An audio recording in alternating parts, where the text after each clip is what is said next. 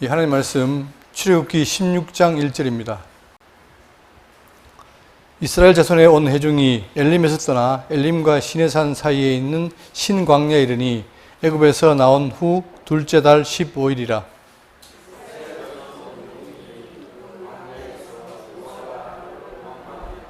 이스라엘 자손이 그들에게 이르되 우리가 애굽 땅에서 고기 가마 곁에 앉아 있던 때와 떡을 배불리 먹던 때에 여호와의 손에 죽었다면 좋았을 것을 너희가 이 광야로 우리를 인도해내어 이 온 회중이 줄여 죽게 하는도다.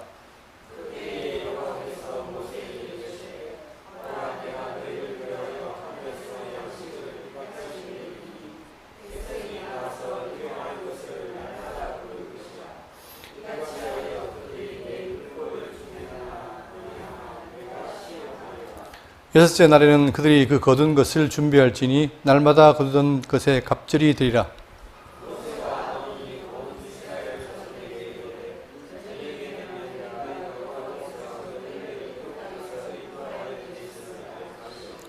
아침에는 너희가 여호와 영광을 보리니 이는 여호와께서 너희가 자기를 향하여 원망함을 드리겠습니다. 우리가 누구이기에 너희가 우리에게 대하여 원망하느냐.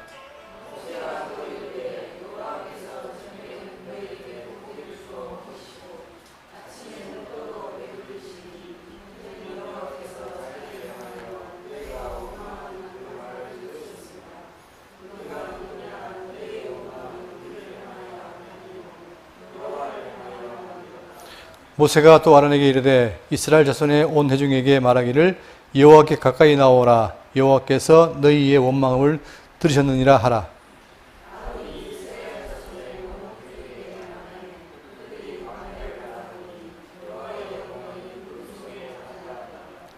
여호와께서 모세에게 말씀하여 이르시되 내가 이스라엘 자손의 원망함을 들었노라. 그들에게 말하여 이르기를 너희가 해질 때에는 고기를 먹고 아침에는 떡으로 배불리니 내가 여호와 너희의 하나님인 줄 알리라 하라 하시니라. 아멘. 우리는 지난 시간에 하나님의 말씀을 따라서 이스라엘 백성들이 출애굽을 하고 그리고 그들이 놓여 있는 홍해를 건너므로 그 은혜에 감사해서 찬양하는 것을 확인해 봤습니다. 그리고 이제 그들이 엘림이라는 곳에 이르게 됐죠. 자, 지금 여기서 뭐냐면 지금 여기 15장부터 18장까지는 뭐냐면 초기 행진입니다. 행진. 그러니까 람셋에서 나와가지고 홍해를 건너고 지금 어디까지 갑니까? 가는 곳이 어디죠? 시내산까지. 그러니까 이걸 세부적으로 보시면 앞으로 네 차례에 그러니까 홍해 진을 건너서 네 차례에 있는데 먼저 홍해에서 엘림까지 그리고 신광야 그리고 르비딤 그리고 이제 마지막으로 아말렉 전투 이후에 시내산까지 가는 겁니다. 이게 이제 여정이죠. 자, 그러면 이 지도를 보시면 좋겠는데 이 지도가 지금 이걸 글 써놓은 게 다음에 나오는데 이렇게 돼 있는데 이게 사실 복잡합니다. 그렇지만 지도를 보시면 이해가 되겠죠. 그러니까 이 지도의 과정은 뭐냐? 이 홍해입니다. 홍해를 통해서 이게 지금 분기점이죠. 그러니까 그들이 람셋, 그 다음에 숫곳, 그리고 에담 광야. 에담에서 중요한 일이 벌어집니다. 그냥 건너가면 되는데 육지잖아요. 가면 되는데 하나님이 갑자기 어떻게 합니까? 방향을 틀어요. 어디로? 바로 비하이롯. 여기가 오늘날은 누웨이바라는 곳입니다. 여기에 들어가지고 홍해를 건넙니다. 이때 이제 여기서 건너가지고 수르광야로 들어가고 수르광야에서 이제 신광야 엘림으로 가는데 엘림 가는 사이에 마라에서 뭡니까? 쓴물이 나가지고 그 쓴물 때문에 불평하죠. 원망하죠. 그럴 때 물을 마시겠고 그 다음에 엘림이 옵니다. 엘림이 와서 이제 앞으로 계속해서 결국은 시내산까지 가는 게 그들의 목적 여정이죠. 그러면 이렇게 왜 가느냐? 그 이유가 뭐냐면은 여러분 우리가 지난번에 하나님께서 모세를 불렀어요. 불러가지고 네가 이제 이스라엘 백성들을 이끌어내라. 너는 못합니다. 보세요. 출애굽기 3장 9절에 이제 가라. 이스라엘 자손의 부르짖음이 내게 달하고 애굽 사람이 그들을 괴롭히는 학대도 내가 보았으니 이제 내가 너를 바로에게 보내어 너에게 내 백성 이스라엘 자손을 애굽에서 인도하여 너에게 하리라. 모세가 하나님께 아뢰되 내가 누구이기에 바로에 가며 이스라엘 자손을 애굽에서 인도하여 내리까? 도저히 나는 못하겠습니다. 능력도 없습니다. 하니까 하나님이 이르시되 내가 반드시 너와 함께 있으리니라. 네가 그 백성을 애굽에서 인도하여 낸 후에 너희가 이 산에서 하나님을 섬기리니 이 산이 바로 호렙산이에요. 이것이 내가 너를 보낸 증거니라. 그러니까 돌아가 보면은 아직 이스라엘 백성들은 뭡니까? 애굽에 종로로 있어요. 근데 모세를 불러서 가라. 가가지고 인도에 내라. 나는 못하겠습니다. 능력이 없습니다. 그럴 때에 내가 증거를 보이겠다. 네가 이제 나중에 이끌어내서 시내산 와서 이제 섬기겠다. 이게 증거라는 거예요. 그러면 그 증거를 보여주기 위해서 어떻게 합니까? 그들이 홍해를 건너고 나온 다음에 어떻게 돼요? 시내산까지 가야 되겠죠. 자, 그런데 문제는 뭐냐면, 여러분 제가 전에부터 얘기했지만 문제는 뭐냐? 이 시내산에 대한 위치가 되냐는 거예요. 시내산이. 여기 보시면, 자, 요게 지금 시나이 반도인데 왼쪽이 걸프만입니다. 걸프만 아시죠? 그리고 아니 수에즈만이죠. 그 다음 여기가 오른쪽이 아카바만이에요. 근데 여기 지금 현재 요쪽이 사우디아라비아인데 요 지역이 지금 사우디 국왕이 뭘 얘기했습니까? 네옴시티라고 엄청난 그 도시를 개발하겠다라고 지금 확언한 곳이에요. 자, 그런데 전통적으로는 여기 있는 시내산, 요게 시내산이었어요. 여기가. 근데 그 이후에 많은 사람들이 고고학적으로 발굴해 보니까 아니더라는 거예요. 자, 그러면서 이제 시내산이 여기다. 즉, 라오지산이라는 말을 하게 되겠습니다. 그럴 때에 여기에 대한 증거를 우리가 볼 때, 첫째 누가 있느냐? 역사가 요세푸스가 있어요. 요세푸스라는 역사가 유명한데, 이 사람이, 자, 뭘 말했냐면, 자, 고대사가 요세푸스는 성경을 근거로 아라비아의 미디안 땅에 시내산이 있다고 주장했습니다. 다시 말하면, 여기가 아니라, 여기에 지금, 시나이 반도죠. 이것은 애굽령이에요. 그러나, 자, 시내산은 여기 있다는 거예요. 아라비아, 미디안가 있다는 거죠. 이게 지금 성경을 통해서 요세푸스가 주장한 거예요. 자, 그런데 여기 보시면 그 후대에, 자, 안식교인 론 와이어트라는 사람이, 이 사람이 고고학자인데, 이 사람이 이제 발굴하기 시작한 게 뭐냐면은, 이 사람은 중요한 업적이 뭐냐면은, 아라랏산에서 노아 방주를 발견했고, 그 다음에 소돔과 고모라 지역, 여러 지역을 탐사해서 고고학적인 사실을 증거한 사람이에요. 그러니까 평생 고고학에 바친 사람인데, 이 사람도 바로 그 지역이 미디안 땅에 있는 라오지산이다 라고 말을 했고, 그 다음 나중에 한국 사람이 있어요. 이 사람 누굽니까? 김승학 장로라는 사람이에요. 이 사람이 이제 그 사우디의 허준이다 해가지고 이 왕과 그 다음에 주지사의 그 침수를 원했어요. 주치였어요. 그러면서 이 사람이 이제 사우디에 있으면서 발굴을 하기 시작했고, 하다 보니까 자기도 이 론와이어트라든가 요세푸스가 말하는 그 땅이 맞다라고 말한 거죠. 그리고 여기 보시면 신문에 마운트 시나이 로케이티드 인 아라비아 나오죠. 자, 그러니까 시내산은 아라비아에 위치해 있다라고 이게 지금 작은데 디스커버리라는 거기에 기사가 났어요.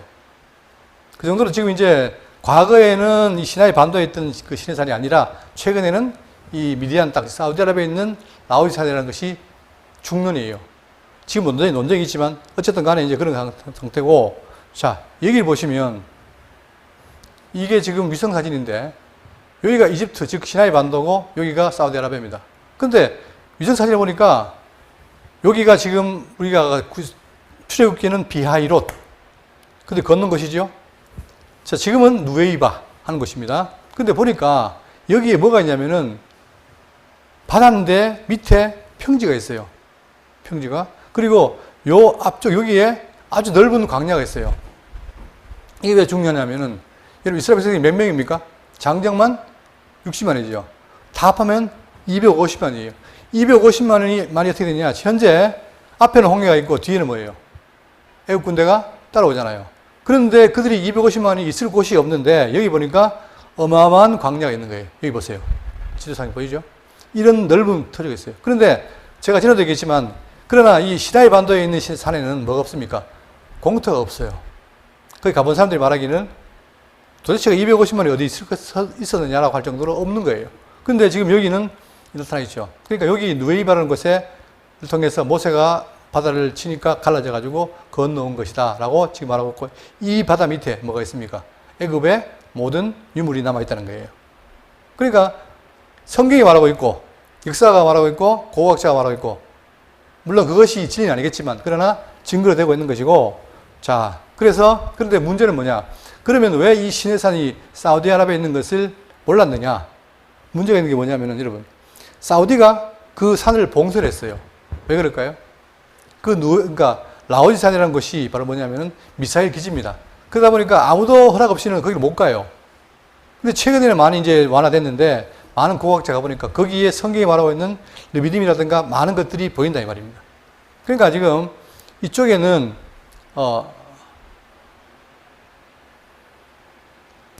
이쪽에는 넓은 사막이 많지만 여기는 거의 없다는 거예요. 지금 여기 오시면 다 산악지대입니다. 그렇기 때문에 250만이 움직일 수 있는 길이 없어요. 그러나 여기 넘어오면 이 뒤에는 다 광야잖아요. 그죠? 그러니까 이런 것들도 뒷받침하고 따라서 저는 이 입장을 따릅니다. 그러니까 지금 시내산은 라오디산이다. 사우디아라비아에 있는. 자, 그런데 지금 뭐가 문제냐면은 아까 얘기했지만 여기에 사우디 현재 왕세자가 뭘 공헌했느냐? 여기 네옴에다가 뭘 지어요? 엄청난 도시를 개발하면 어떻게 됩니까? 우리도 뭔가를 개발할 때 뭐가 나오면 문화재가 나오면은 올 수도 하잖아요. 근데 이 사람들은 자기들은 기독교 관계 없으니까 여기에 지금 많은 유적이 있는데 그것을 어떻게 해요? 네옴시티동에서 혹시나 손상을 입을까 걱정하는 사람들이 많아요. 여기 보면은 많은 것이 지금 남아있다는 거죠. 그러니까 이 지금 옛날에는 어떻게 했냐? 이들이 나와가지고 돌아가지고 갑자기 틀었는데 그게 아니라 이쪽으로. 그러니까 다시 말하면 여기에 있는 수에즈만으로 걷는 게 아니라 어디에요? 아카바만 여기를 건넜다는 거예요. 그게 지금 나타나는 현상들입니다. 자, 그리고 본문을 보시면 지난 시간에 마지막 거기 15장 27절 보겠습니다. 그들이 엘림에 이르니 거기에 자 엘림에 이르렀다 할 때 엘림은 말 그대로 홍해를 건넌 뒤지요. 엘림에 이르렀다. 자, 이르니 거기에 물샘 12가 종려나무 70그루가 있는데 자, 그러면 거기 엘림을 말할 때 뭐라 합니까? 물샘이 얼마예요? 12개. 그 다음에 종려나무가 70그루가 있는지라. 다시 말하면 사막이 뭐예요? 오아시스지요. 근데 그 지역이 이런 것이 발굴이 된 거예요. 1절입니다. 이스라엘 자손의 온 회중이 엘림에서 떠나 엘림과 시내산 사이에 있는 신광야에 이르니 애굽에서 나온 후 둘째 달 15일이라. 자, 이제 엘림이 홍해를 건넌 뒤에 엘림인데 얼마 걸렸어요? 여기가 언제가? 얼마요? 신광야에 이른 지가? 둘째 달 15일이니까 얼마입니까? 딱 한 달이죠. 1월 15일 날 출발해서 2월 15일이니까 한 달인 거예요. 한 달 걸려가지고 그들이 여기 이르렀습니다. 자, 이럴 때 우리가 지난번에 배웠지만 이 올 때까지 하나님의 뭐예요?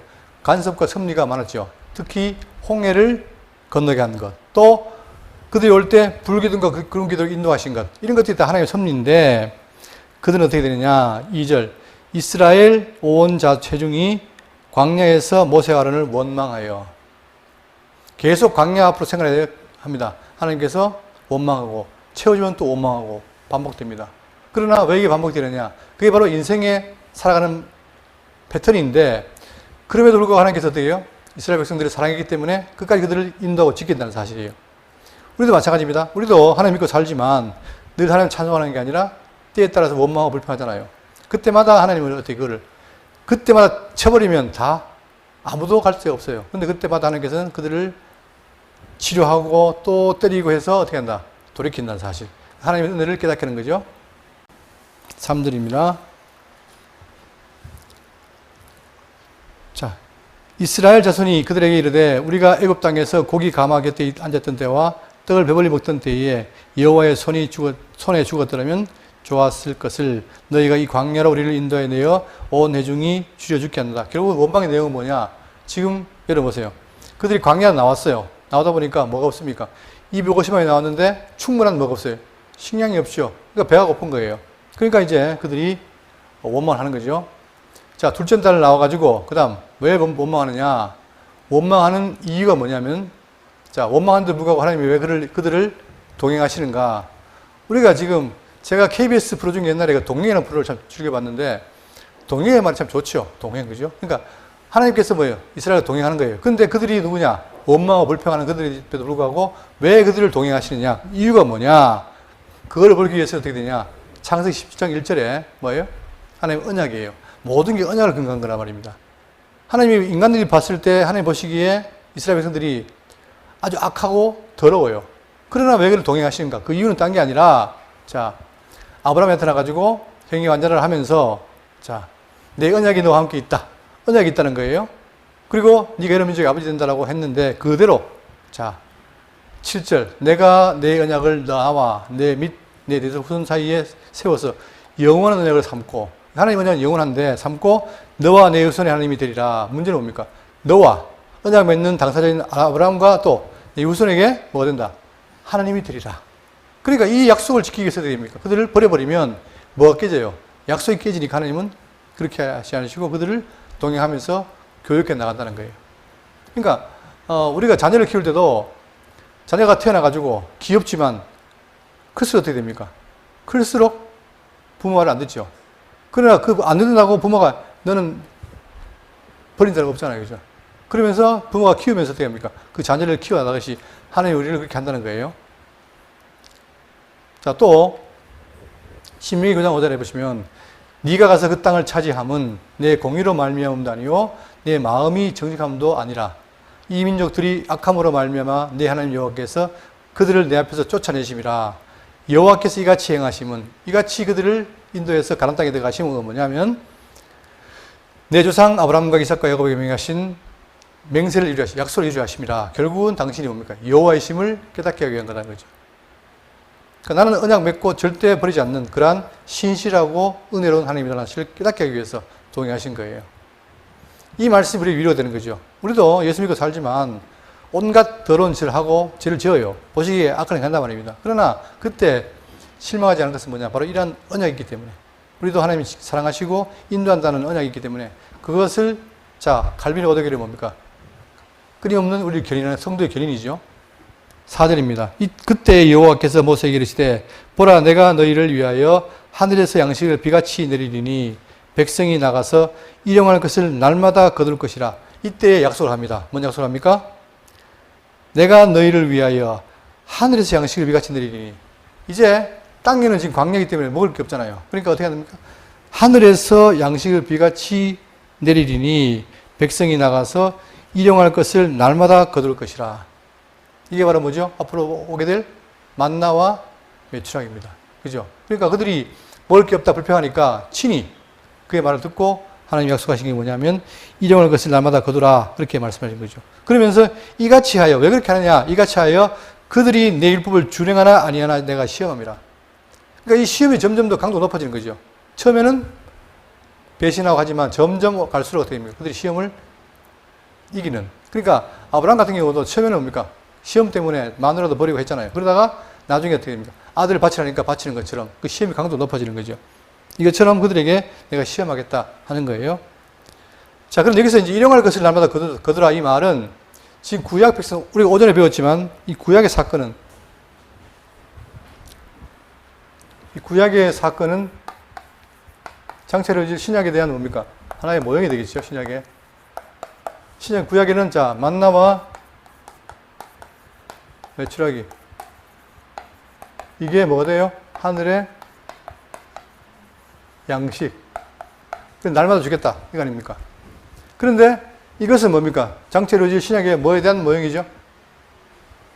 자, 여기도 보시면 아까 오전에 했습니다. 요한복음 6장 48절. 내가 곧 뭐다? 생명의 떡이니라. 자, 너희 조상들은 광야에서 만나를 먹었어도 이때 만나를 먹었지만 이때 죽었어요. 그러나 이는 하늘에서 내려온 떡이니 사람으로 하여금 먹고 죽지 아니하게 하는 것이니라. 나는 하늘에서 내려온 살아있는 떡이니 사람이 이 떡을 먹으면 영생하리라. 즉 생명의 떡이 왔다는 거예요, 우리에게는. 이 사건은 바로 구약의 사건은 장차 올 생명의 양식인 예수 그리스도. 그리고 이것이 바로 뭡니까? 일용할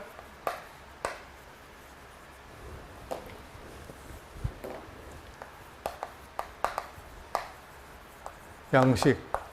이거를 구하라. 어디에서? 주기도에서. 구하라 하신 것이죠. 자, 이렇게 한 다음에 5절입니다.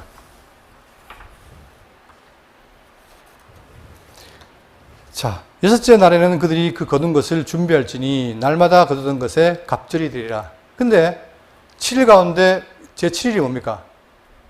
안식이잖아요. 그러니까 안식일을 염두에 두면서 6일까지 계속 거두고 여섯째 날에는 그들이 거둔 것을 준비할지니 날마다 거둔 것에 갑절이 되리라. 왜? 안식일을 먹어야 되니까. 그때 그는 6일째 주겠다는 거예요. 2배로. 자, 그러더니 모세가 6절입니다. 모세가 하더니 온 이스라엘 자손에게 이르되 저녁이 되면 너희가 여호와께서 너희를 애굽 땅에서 인도하여 내셨음을 알 것이요. 뭐가 되면요? 저녁이 되면. 그럼 왜 저녁이 되면 그럴까요? 이게 바로 메추라기를 보내게 되는 암시입니다. 즉 그걸 보내겠다는 거예요. 그래서 내가 너희가 여호와께서 너희를 애굽 땅에서 인도해 냈음을 알 것이요. 자, 만약에 먹고 죽어버리면 아무것도 아니잖아요. 그죠? 굳이 이끌어낼 일도 없는데 먹을 게 없어서 죽어버리면. 그런데 하나님께서 뭡니까? 메추라기를 보내서 그들 하여금 여호와의 심을 알게 하겠다. 그러니까 이 모든 일이 누가 한 일이다? 하나님이 하신 거예요. 그러니까 어떤 장애물이 오고 어떤 어려움이 와도 충분히 하나님께서 극복하게 하신다는 거죠. 또 7절 아침에는 너희가 여호와의 영광을 보리니 이는 여호와께서 너희가 자기를 향하여 원망함을 들으셨습니다. 우리가 누구에게 너희가 우리에게 대하여 원망하느냐. 자, 아침에는 또 뭐냐? 영광을 보는데 그건 뭡니까? 뭐에 대한? 만나를 내려주겠다는 거예요. 그러니까 밤에는 메추라기, 아침에는 만나 내려줘서 바로 그들 하여금 원망을 들어주고, 자, 여호와의 영광을 드러내겠다는 거죠. 자, 그런데 우리가 누구이기에 너희가 우리에게 대하여 원망하느냐? 원망할 이유가 없다는 거죠. 그러나 이스라엘 백성들은 끊임없이 원망합니다. 불평하고. 왜? 하나님이 보이지 않기 때문에. 그러니까 점점 광야 생활을 통해서 뭡니까?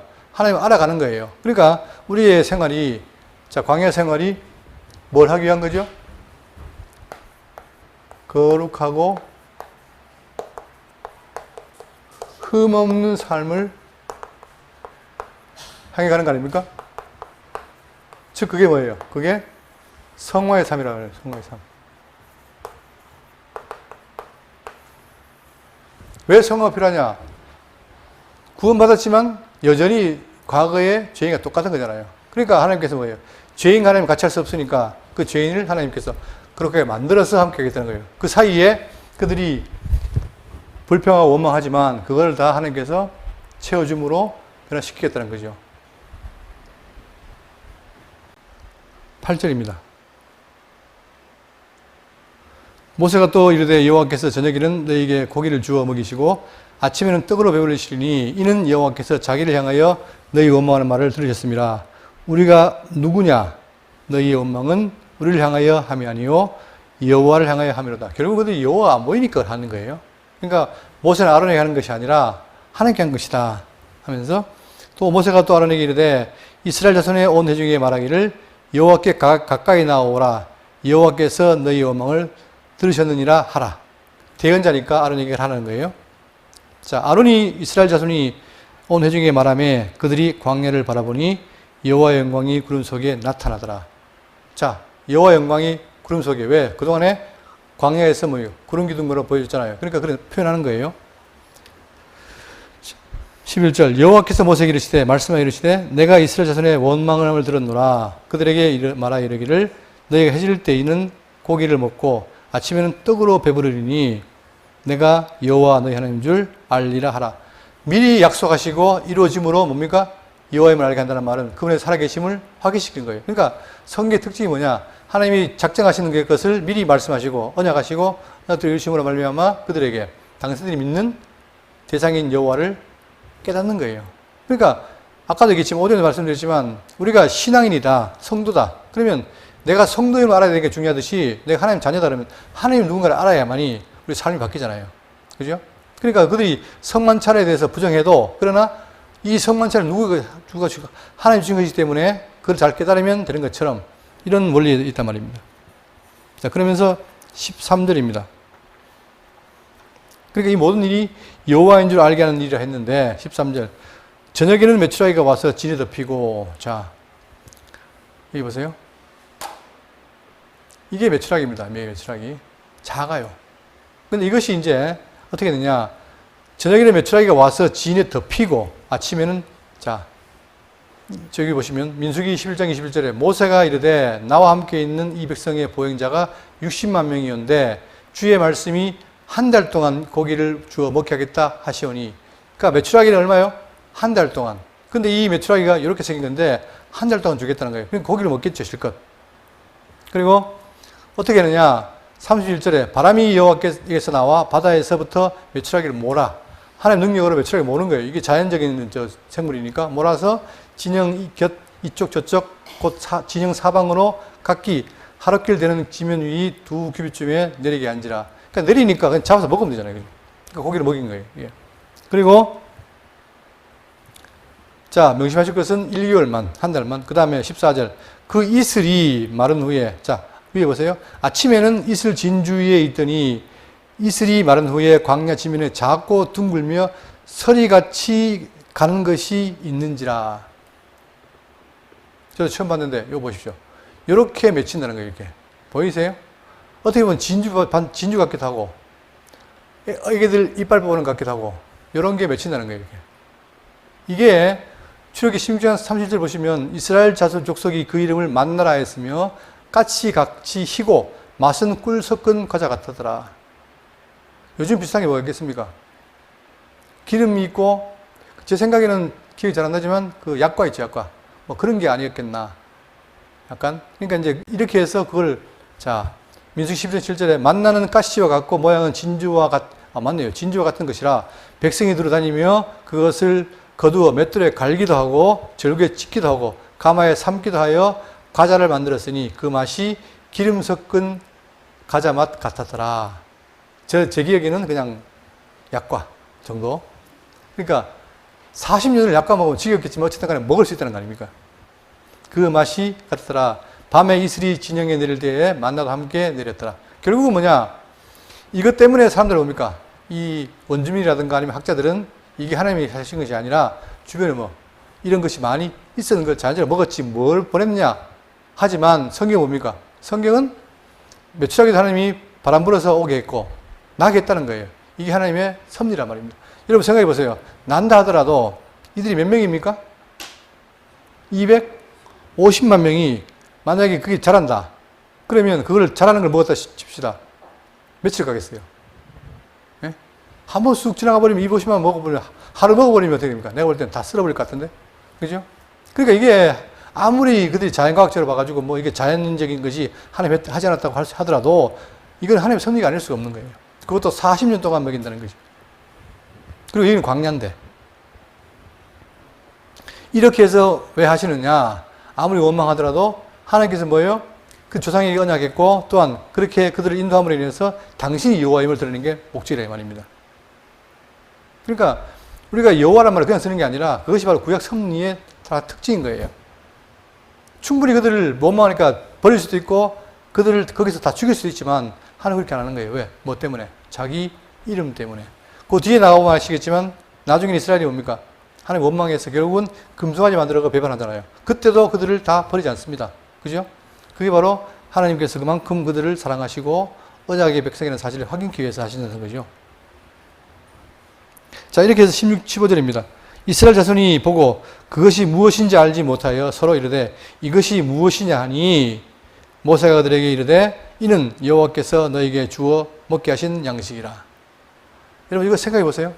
지금 250만이 지금 광야를 움직여요. 그런데 지금 같으면 전부 뭘 들고 있습니까? 폰 들고 있잖아요. 그러니까 지금은 어떤 정보가 오면 바로 치면 나오잖아요. 그죠? 근데 250만이 갑자기 가다 보니까 지금 이러는 게 만나가 나와요? 근데 이게 뭐냐? 알 수 있어요? 없어요? 없죠? 그냥 생기니까 먹으라니까 먹는 것 뿐이지 이게 뭔지를 몰라요. 그러니까 어떻게 하는 거예요? 이렇게 묻거든 모세가 그들에게 이르되 이는 여호와께서 너에게 주어 먹게 하신 양식이라. 그제서야 그걸 배우는 거예요. 그러니까 너희들이 원망해도 하나님이 너희들을 이끌어내가지고 그냥 포기하지 않는다. 충분히 먹이신다. 뭘 통해서? 뭘로요? 이런 만나 외치기로 일용할 양식을, 하늘 양식을 통해 먹인다는 거예요. 이게 중요한 거죠. 그러면 오늘 신약 우리도 마찬가지입니다. 신약 백성도 생명 양식, 즉 일용 양식이 있다는 거예요. 이걸 다른 말로 하면 뭐겠습니까? 그분의 말씀이죠. 아까 찬송가에 뭡니까? 날마다 나 항상 듣는 말씀. 그러니까 말씀은 새로운 게 아니라 항상 듣는 말씀인데 그 말씀이 자꾸 거듭하면 어떻게 됩니까? 그 맛의 깊이와 넓이와 이것이 깨달아지는 거예요. 깨달아지니까 점점 믿음이 자라나는 거죠. 이게 놀라운 거예요. 똑같은 말씀인데 과거에는 몰랐는데 또 지금 보면 달라지고 내일 보면 다르고. 그러니까 바로 무엇이냐 하니 모세가 이들에게 이르되 이는 여호와께서 너희 주어 먹이게 하신 양식이라. 즉 생명 양식이고 일용 양식이다 이 말이에요. 그러니 하나님이 우리를 절대 버리지 않는다는 확신이 드는 거죠. 이게 왜 필요하냐? 참, 우리 종의 근성이라는 게 무서운 건데, 하나님은 그들을 애굽에서 이끌어내가지고 홍해를 건너, 어디로 갑니까? 목적이 가나안이잖아요. 그런데 그들은 홍해를 건너가지고 광야에서 이쪽으로 가는 게 아니라 어디로 가려고 그래요? 자꾸만 어디로 갑니까? 홍해 건너서 다시 애굽으로 가려잖아요. 이게 죄의 습성인데, 우리가 예수를 믿고 나서 죄 사함 받았다 하지만, 그러나 잘 모르니까 우리도 마찬가지 뭡니까? 자꾸 이리 가려고 그래요. 옛날 습성을 좋아하고 가려 한단 말입니다. 그때마다 하나님 어떻게 됩니까? 그들을 쳐서 이쪽으로 옮겨가는 거예요. 그러니까 자, 애굽에서 고기 먹었다. 거기 생각하니까 뭘 줍니까? 여기서 고기 주잖아요. 그래서 거기를 좀 잊게 하는 거예요. 그래서 우리 방향을 가나안으로 가게 하는 것이 바로 하나님의 섭리라는 사실이죠. 그래서 결국은 나중에 어떻게 됩니까? 그들을 가나안으로 입성시키는 것. 홍해 걷는 것도 찬양할 일이고, 원망했을 때 먹이는 것도 찬양할 일이고, 나중에 요단강 건너서 가나안간도 찬양할 일이고. 그러니까 거기에서 다 뭐냐? 우리의 불순종과 원망이 바탕이 되어서 결국은 그것이 변화되어서 뭐 찬양을 받겠다는 사실이에요. 그런데 그걸 모르는 사람들은 그냥 거기서 원망하고 끝나버리죠.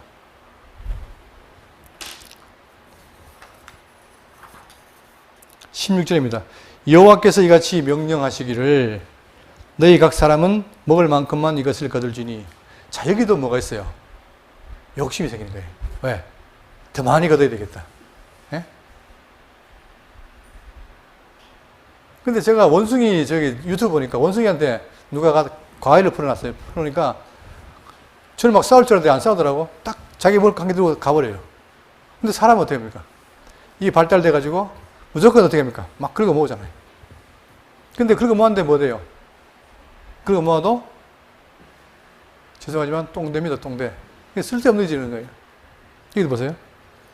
이같이 명령하시기를 너희 각 사람은 먹을 만큼만 이것을 거둘지니. 이게 일용양식의 특징입니다. 거둘지니 곧 너희 사람 수요대로 한 사람의 한 오멜씩 거두되 각 사람이 그의 장막에 있는 자들을 위하여 거둘지니라. 한 사람이 얼마요? 얼마요? 한 오멜. 감이 안 오죠? 한 오멜이 뭐냐? 여기 보세요. 요게 오멜을 재는 단위인데, 우리로 하면 어떻게 해요? 쌀 한 대. 우리 오멜은 별로 친숙하지 않지만 쌀 한 대는 다 알잖아요. 그죠? 그러니까 쌀 한 대를 거두면 한 사람이 충분히 하루에 먹겠죠?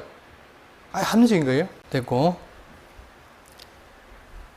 이스라엘 자손이 그같이 하였더니 그 거둔 것이 많기도 하고 적기도 하나 오멜로 되어 본즉 많이 거둔 자도 남음이 없고 적게 거둔 자도 부족함이 없이 각 사람은 먹을 만큼만 거두었더라. 뭔지 모르지만 놀랍게도 서로 많기도 하고 적기도 한데 결국은 달아보니까 어떻더라? 같다라는 거예요. 이게 놀랍잖아요. 그러니까 우리는 욕심낼 게 없죠. 딱 그때 필요한 거. 근데 나중에 노후를 위한 뭐 보장. 우리는 사실 그것이 뭡니까? 지금 우리 세대가 잘된 사람은 평안한 삶, 안 된 사람은 어려운 삶 살 거라 하지만 그게 우리의 수치입니다. 단지. 성경은 뭐예요? 노후 보장해라 마라. 예? 이 말하면 또 욕먹죠, 제가. 성경 원리 뭐예요? 하지 말라는 거예요. 누가? 하나님이 하셨다는 거예요. 이게 믿어지면 믿음이 좋은데 우리는 안 믿어지니까 온갖 걸 다 모아야 되고 뭐 저축도 해야 되고 뭐도 해야 되고 재테크도 해야 되고 하는 거 아닙니까? 그러니까 정말 우리가 이 땅에 살면서 신약 성도들도 하나님에 대한 신앙이 강하다면 그 시간에 주를 위한 일을 하는 게 맞겠죠.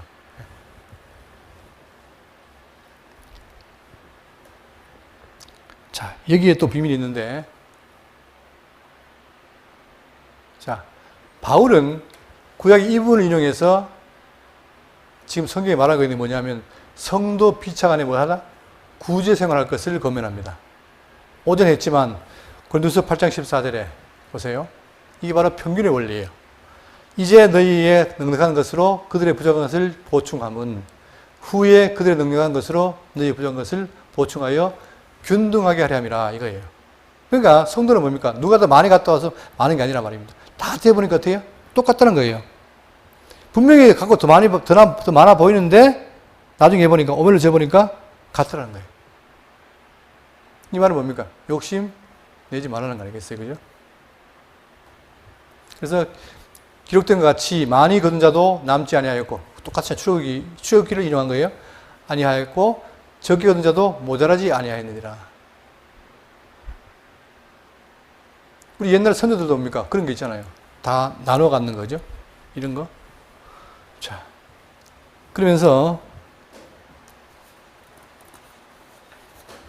19절 모세가 그들에게 이르기를 아무든지 아침까지 그것을 남겨두지 말라 하였으나, 자, 어떻게 해요? 아침까지 남겨두지 말라 했잖아요.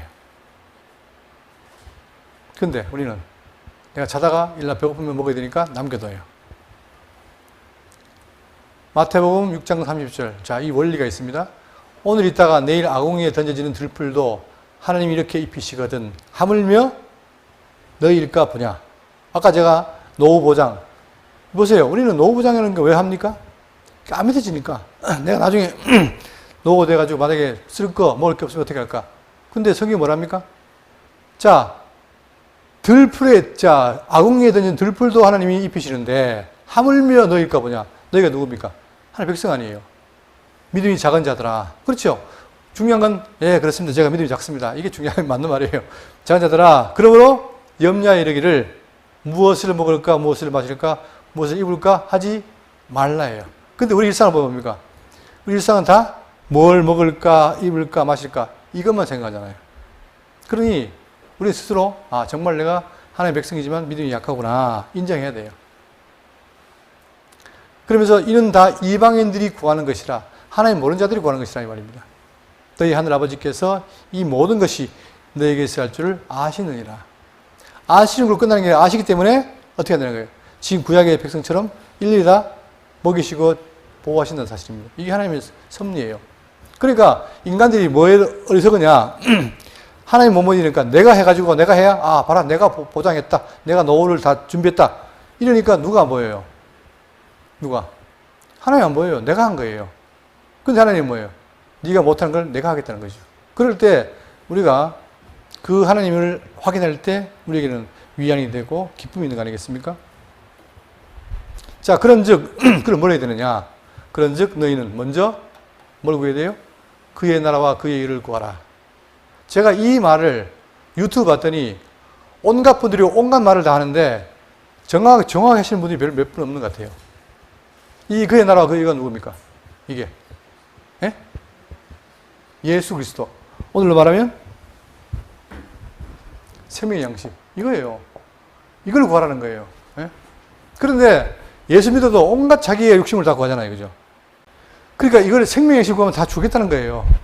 그러므로 내일 일을 위하여 염려하지 말라. 내일 일은 내일이 염려할 것이요 한날의 괴로움은 그날로 족하니라. 바로 이것이 남기지 말라는 말에 대한 의미란 말입니다. 그런데 우리는 뭡니까? 남겨야 돼요. 뭔가 내 옆에 있어야 안심스러운 거예요. 그래서 제가 우리 장모님이 뭘 제일 두려워하느냐. 쌀 속에 쌀이 떨어지면 굉장히 불안해요. 아, 이거 막 큰일 났다. 앉아보지를 못하는데 쌀이 차 있으면 든든한가 봐요. 똑같잖아요. 그게 우리 마음이란 말입니다. 그러니까 이것도 만나도 남겨놔야 돼요. 그죠? 그래야 나중에 뭔가 되지. 이게 바로 하나님과 우리의 생각이 다른 겁니다. 그러니까 우리가 점점 우리 생각들을 뭘로? 내 머리로 해결 못해요. 그러니까 어떻게 됩니까? 하나님의 말씀을 자꾸 날마다 듣는 말씀을 들으므로 아, 이것이 아니구나. 내가 이걸 구할 바에는 그의 나라와 그의 일을 구해야 되겠다. 이걸로 밖에 나가는 게 바로 성도의 삶이고 결국은 우리의 성화의 삶이라는 겁니다. 그래서 완벽하게 되면 그때는 하나님과 함께 살 수 있는 우리의 삶이 되는 거예요. 이러면 이게 저가 보이지 않습니까? 예? 이런 모습을 우리가 갖기 위해서 지금 성경을 배우고 하나님 백성을 살아가는 거 아니겠습니까? 그러니까 성경을 딴 게 없습니다. 우리가 뭔가를 거창한 말을 듣는 게 아니라 늘 듣는 말씀이지만 이 의미가 무엇인가를 새기고 그 새겼다면 아, 정말 그렇게 사는 것이 멋있겠구나라고 생각하고 나아가는 것. 그게 바로 성의 삶이 아닌가 생각이 됩니다. 오늘 여기까지 하고 다음 시간 예수 이겨서 하도록 하겠습니다.